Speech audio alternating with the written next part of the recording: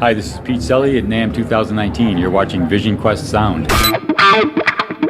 Last year it was Magneto. This year it's kind of like an L Cap on steroids. Can you let us in on the secret? Sure. There's also a little bit of Magneto thrown into the mix as well. We wanted to take our L Cap concept and expand it with a vision towards the possibilities of the multi-head machines of the past, various forms of magnetic media.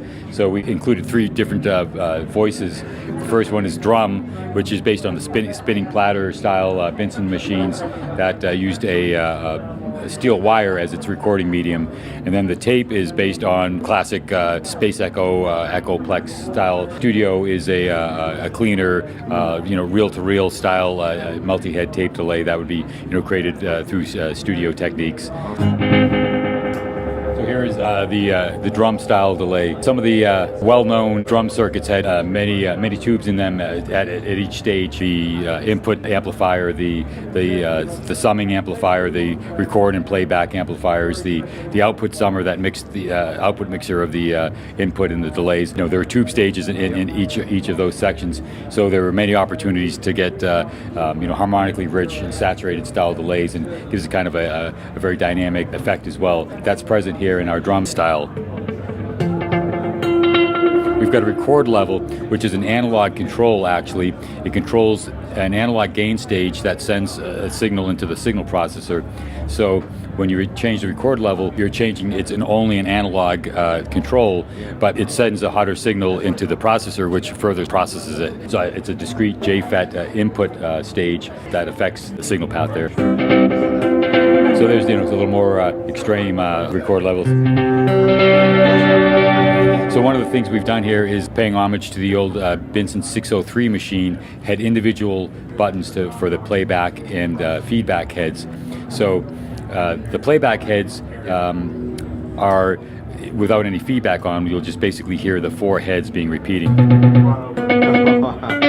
Yeah. And you can, assign any head or combinations of heads to feedback. So if I have head 4 feeding back, also the way it's set up is head 4 is essentially the chord note delay. So we hear the repetitive there. I can have head 3 feedback, and you get a different kind of vibe there. Yep. And then we could say we're not interested in hearing head 3 playback, but we want it to feedback. Oh, that's nice. Just give it so much energy, like that YouTube. Yeah. Kind of feel. Right. Yeah. I mean, you could, any. Yeah. So now we've got multiple heads feeding back. Now, one of the things, the Roland Space Echoes had 3 heads, and the RE201, which is probably the most famously known, had evenly spaced heads. It's 3 heads, so you'd have to put your own quarter note in there. I feel that. Right. But the Space Echo 501 actually had the heads intentionally arranged so they weren't evenly or repetitive. They were set in what's actually the golden ratio Fibonacci series. So we've got a spacing control. Actually, to accurately recreate the Space Echo, it'd be heads 1, 3, and 4 on the Fibonacci. So you hear the kind of complex interaction of the repeats there. Let's go down to the tape mode to hear that too.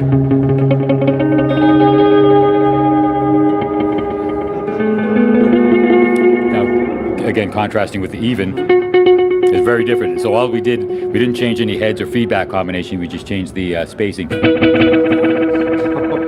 And there's a triplet setting, and it morphs smoothly in between all these settings. So you'll hear that.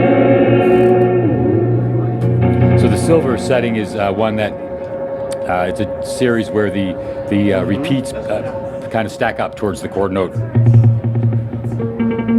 So smooth too. Yeah, and we've allowed for the ability to change the levels of the heads. You get a 6 dB cut if you press and hold into the heads. So now you can get some dynamics in the heads as well. So the first 2 are going to be softer now.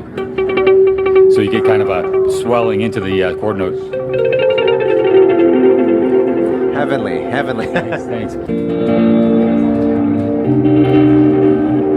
So here we can hear some of the range of our low cut and wear controls. By increasing the wear, the machine loses the ability to record and play back the high frequencies. We get a very murky delay here.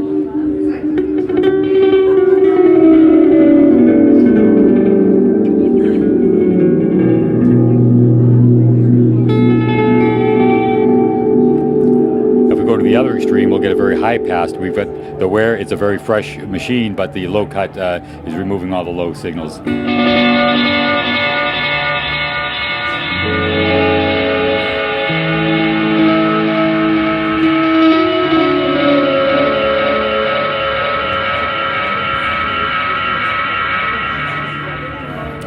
We also have the ability to pan the heads in the stereo field, and it's very easily done. We'll just hold the feedback button, and we're going to pan this guy a little bit left, pan him right, a little left, a little bit right. We've created a ping pong style delay, so really kind of fill up this. You can have it pan across and whatever whatever form you do. That was like the secret unlock code, huh? We did want to have a pan available because it kind of just opens up another host of possibilities. Killer. We're so excited about this. Can I ask what the MSRP is? Yes, $399. Cool. And where can we go to follow you and learn more about the Volante Echo Machine? Strymon.net.